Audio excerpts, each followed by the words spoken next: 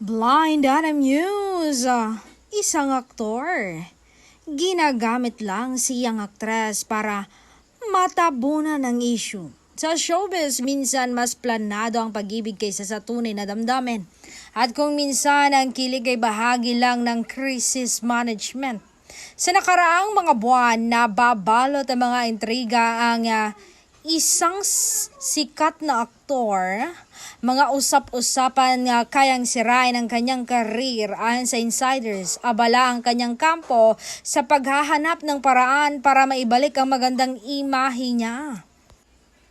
Siya ay perpektong leading man sa screen at tila pati sa totoong buhay. Bigla na lang siyang iniuugnay sa isa't isa.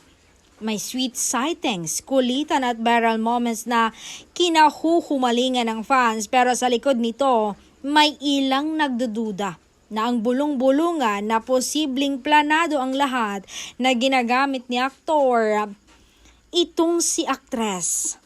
Mas nakakaalarma pa ayon sa source, tila totoong nahuhulog na itong si aktres, naniniwalang totoo ang pinapakitang lambing.